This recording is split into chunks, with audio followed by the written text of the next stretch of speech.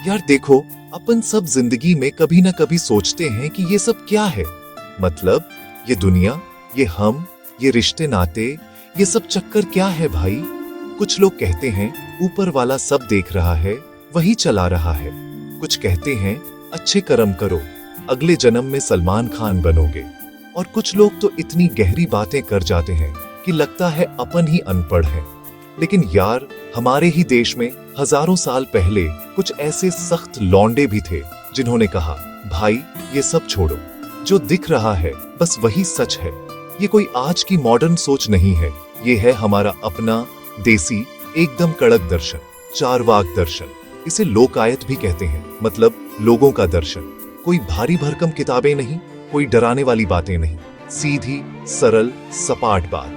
चारवाक वालों का फंडा एकदम क्लियर था, वेद नहीं मानते। आत्मा, अरे जब दिखती ही नहीं तो काहे की आत्मा। पुनर्जन्म, स्वर्ग नरक, मोक्ष, भाई ये सब तो मार्केटिंग गिमिक लगती है। उनका कहना था कि ज्ञान वो है जो तुम अपनी आंखों से देखो, अपने कानों से सुनो, जिसे तुम छू सको। जो चीज तुम्हारे एक्सपीरियंस में नहीं आ रही वो बस कहानी है, और कहानियों पर जिंदगी नहीं चलती। तो आज अपन इसी चारवाक दर्शन की गलियों में घूमेंगे, देखेंगे कि ये लोग सोचते क्या थे, इनकी बातें आज के जमाने में कितनी फिट बैठती हैं, और क्यों इन्हें भारतीय दर्शन का रिबेल या बागी कहा जाता है। ये वो फिलॉसफी है जो कहती है टेंशन मत लो, जो सामने है उसे जियो, तो कुर्सी की पेटी बांध लो, क्योंकि आज हम दिमाग के वो तार छेड़ने वाले हैं जो शायद पहले कभी नहीं छिड़े होंगे। चलो शुरू करते हैं भारतीय भौतिकवाद की इस अनोखी परंपरा का सफर। तो सबसे पहली और सबसे बुनियादी बात जो चारवाक कहते हैं वो है भौतिकवाद की।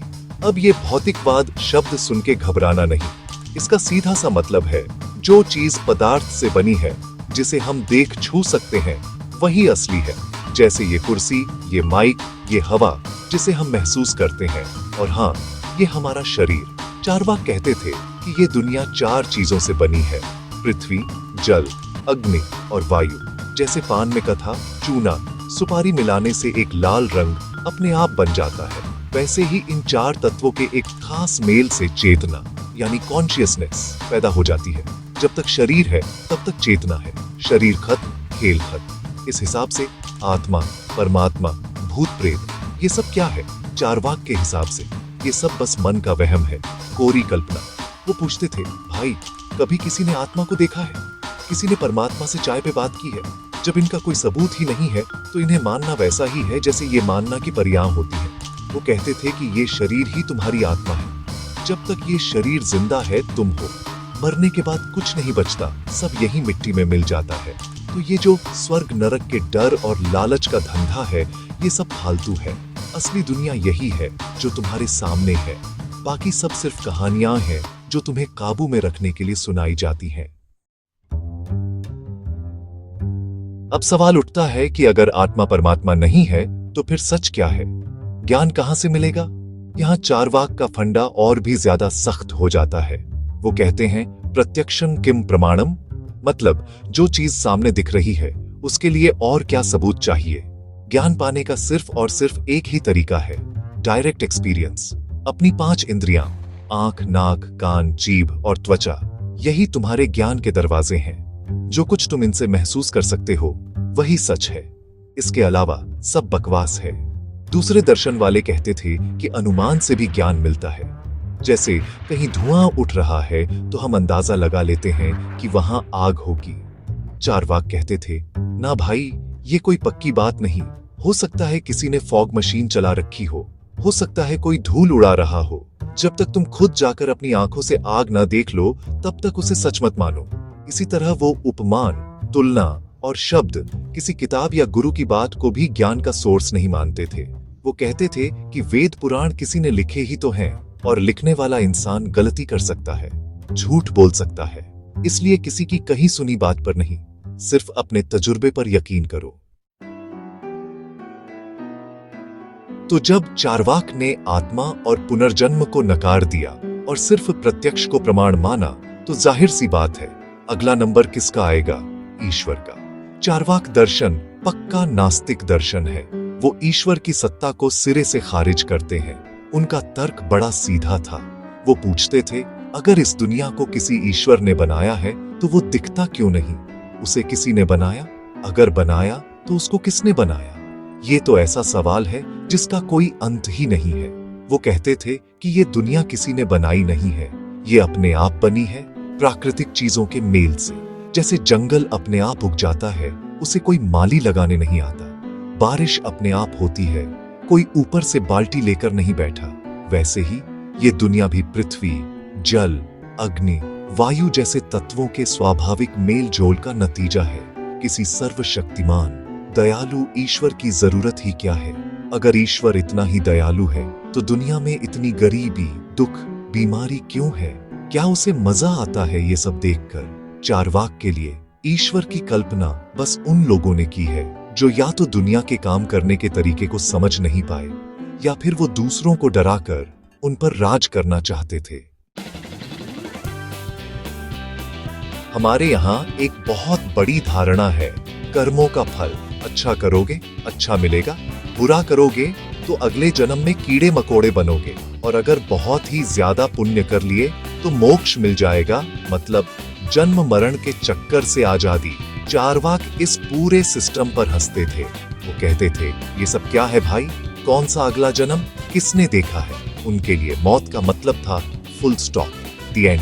दिया बुझ गया, उसके बाद न कोई आत्मा बचती है, न कोई कर्मों का हिसाब किताब होता है। उनका तर्क था कि शरीर ही चेतना का आधार है। जब शरीर ही जलकर राख हो गया या मिट्टी में मिल गया तो चेतना कहाँ रहेगी? कर्मों का फल कौन भोगेगा? ये तो ऐसा हुआ कि आम का पेड़ कट गया, लेकिन तुम उम्मीद कर रहे हो कि अगले साल उस पर फल लगेंगे। चारवाक के अनुसार पुनर्जन्म और मोक्ष की बातें बस एक धोखा है।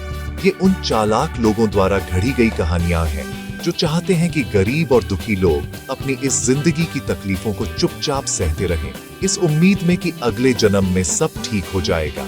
चारवाक कहते थे, अगला जन्म कुछ नहीं है, जो है यही है, इसी को सुधारो, इसी को जियो। तो अगर भगवान नहीं, आत्मा नहीं, अगला जन्म नहीं, तो फिर जिंदगी का मकसद क्या है? हम यहाँ कर क्या रहे हैं? इस पर चारवाक का जवाब बहुत ही सरल और इंसानी है। वो कहते हैं, जिंदगी का मकसद है सुख, बस। और सुख कहाँ से मिलता है? इंद्रियों से। अच्छा खाना खाने से, सुंदर चीजें देखने से, अच्छा संगीत सुनने से, प्रेम करने से। जो चीजें तुम्हारी इंद्रियों को, तुम्हारे शरीर को खुशी देती हैं, वही करने लायक है। दुख से बचो और सुख को गले लगाओ, यही जीवन का सार है। वो कहते थे कि ये जो तपस्या, व्रत, उपवास करके शरीर को कष्ट देने का रिवाज है, ये मूर्खता है। शरीर को दुख देकर कौन सा सुख मिल जाएगा? ये तो ऐसा है जैसे चावल खाने हैं, लेकिन तुम धान से छिलका हटाने के डर से चावल ही फेंक दो। जिंदगी में सुख के साथ थोड़ा बहुत दुख तो आएगा ही।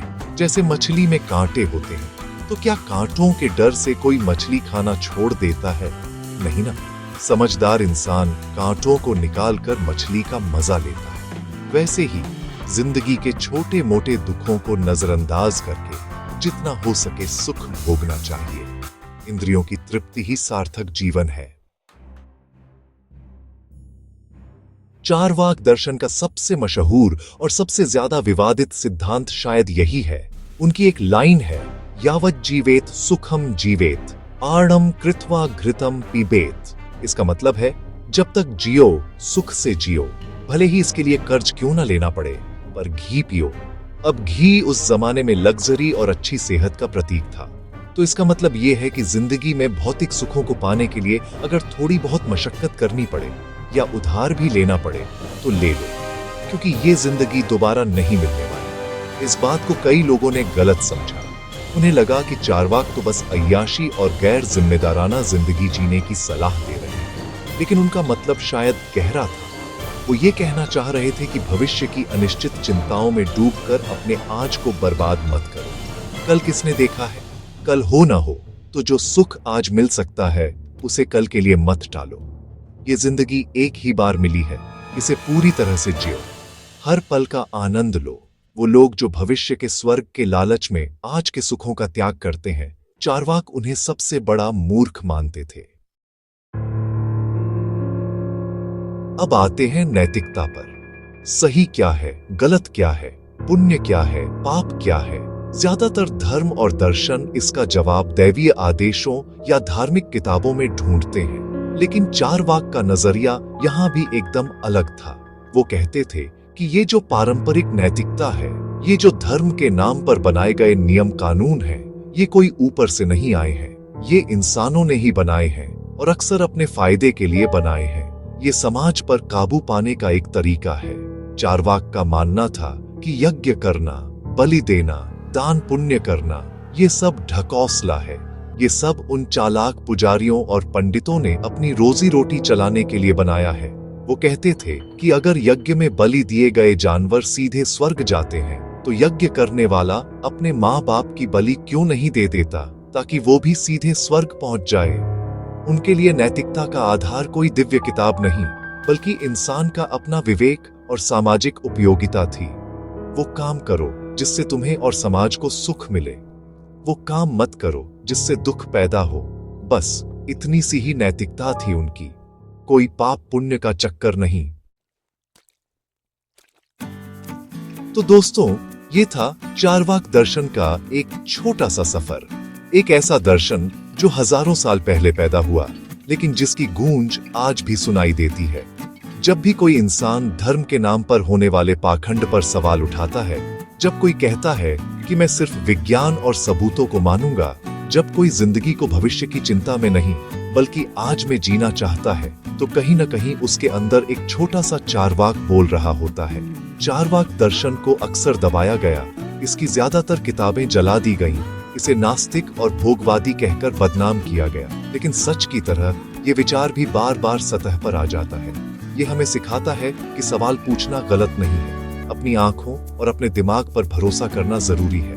ये हमें याद दिलाता है कि ये जीवन अनमोल है और सिर्फ एक बार मिला है। इसे दुखों और अंधविश्वासों में नहीं, बल्कि सुख और ज्ञान की खोज में बिताना चाहिए।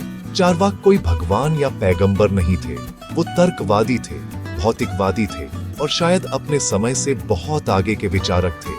वो भारतीय दर्शन के वो बागी सितारे हैं जिन्होंने हमें एक अलग आसमान देखने की हिम्मत दी। तो अगली बार जब कोई आपसे जिंदगी के बड़े बड़े सवाल पूछे, तो याद रखिएगा कि हमारे ही देश में एक ऐसी भी परंपरा रही है जिसका जवाब था, ज्यादा सोचो मत, जो सामने है उसे जियो, और हाँ, मौका मिले तो उधार लेकर भी घी जरूर पीना।